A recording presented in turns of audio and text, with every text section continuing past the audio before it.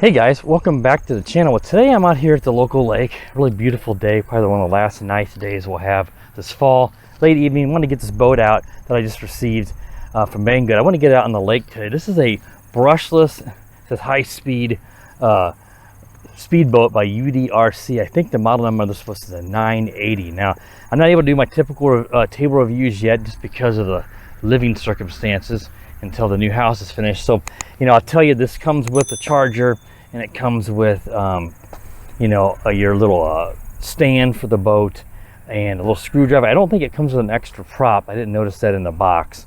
But anyway, I'll show you this boat real quick, and then we'll take it out here for a test run.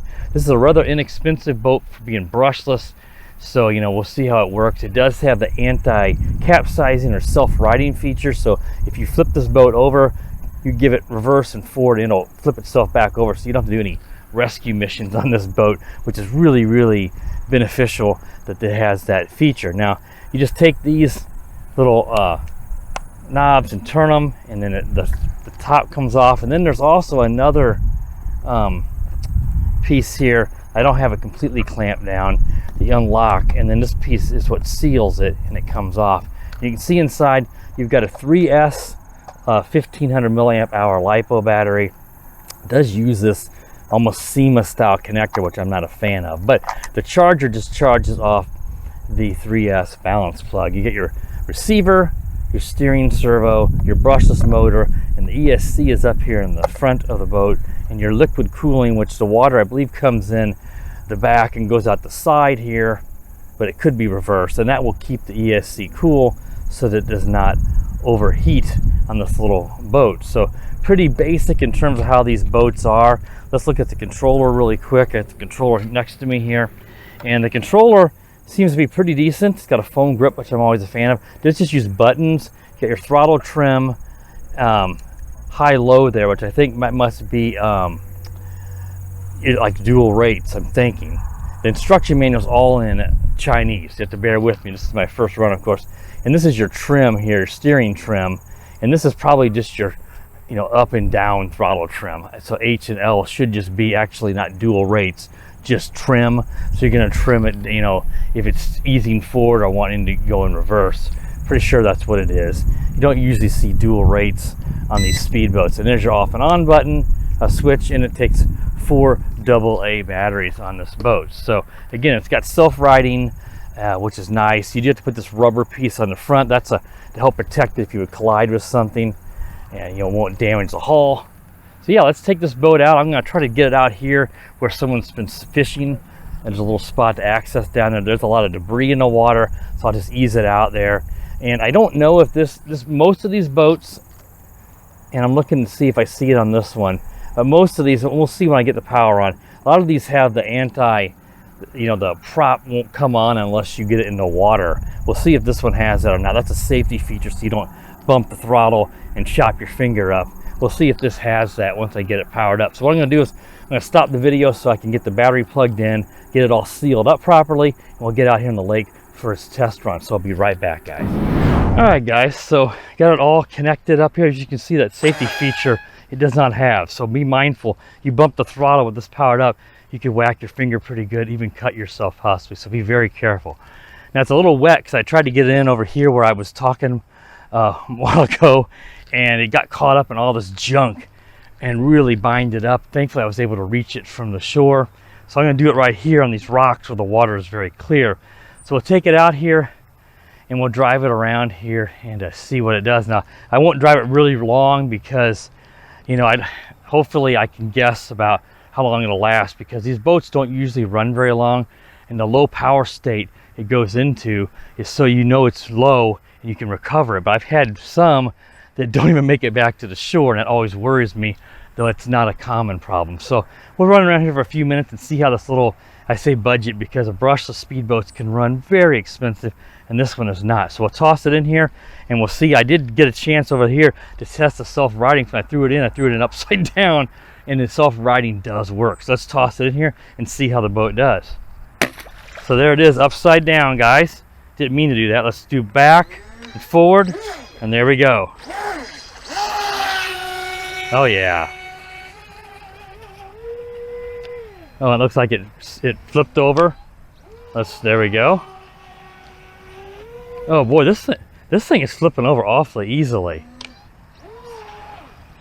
I'm gonna ease it. It's not real choppy today. It is. Wow, this thing flips over very easily. I've had several of these speedboats, both brushless and brushed, and I've had ones. My Feilun big 4S boat is super fast, and I've never had one that capsizes like this. This is not very rough water. It's doing fine now, but boy, see there it did it again. It's capsizing. Thankfully, it's not a problem. Yeah, this is pretty quick, but boy, it's almost like it's getting, like it's taking on water or something. There we go. Huh. Yeah, I gotta say, I'm not real impressed with this boat. I'm disappointed. These speedboats are usually pretty good. And look, it's really doing fine there. There's times where it's just constantly flipping. Now see, it's doing good here in circles full speed. Oh, it's capsized again. There we go. And it's capsized again. Huh. Wow, you know, I've seen UD boats, brushed ones. It capsized again. I've seen these at my local farm supply, the brushed versions, and I always thought they looked cool, but I've never had a boat that capsized like this. It looks like a nice design. I don't know if it's just because of the size. So my Feilun is a similar. Oh, it looked like it just sunk on me. There, let's see if we can. Wow, this is bad. I'm gonna bring it on in, guys. Wow, that sunk and then came back up. It completely went under. The controller was beeping because it lost contact. Wow, it's taking on water bad, guys. At times, somehow the water got back out. I thought for sure I lost it there. You can see the water pouring out of the cooling. Wow, that is really weird. It still works, nothing's damaged. I'm really disappointed. Like I said, I've never had a UDI. I've had Feilun, and I got a recent Volantex yellow boat, and it's also is awesome. And that one doesn't even have self-righting, and I had it flip one time in midair and land upright. But this boat is terrible. When it goes fine, it's pretty quick. It's about what I thought it would be speed-wise, maybe a hair slower than I thought, but it's constantly flipping over. It completely submerged and then popped itself back up. So I think it took on some water, then expelled it. I thought the boat was a goner. Yeah, I can't recommend this one. I'm shocked because I thought for sure I'd be able to recommend it because these boats are usually really good. But this one, you know, it just takes on water a bit too much and it just keeps capsizing. This is not rough water. If I was out here with a bunch of white caps, and it was pretty windy earlier today, and it was constantly flipping over because of that, I would say, well, you know, I'm probably not driving the boat in proper conditions. But this is rather calm. There's just a gentle breeze today. I've driven my big Feilun and the racing on much rougher water and never had a problem. The big Feiluns capsized on me just a couple of times, but this was just constant. And like I said, I've never seen a boat actually go under and then pop back up. So I don't know what happened there, but everything looks fine. Nothing looks damaged or anything. It just looks like this is a poor design. This is another example of how did this get past testing? When they tested this boat, didn't they see this thing constantly sinking? I mean, it's not like I'm doing something weird. My guess is they designed this stuff and then they get it out and then they finally test it and then they're like, well, we got to sell it, you know, we've already designed it. So then they just don't worry about trying to actually fix the problem. I want to make sure I don't fall over these rocks, guys. So yeah, I gotta say I'm pretty darn disappointed in this boat.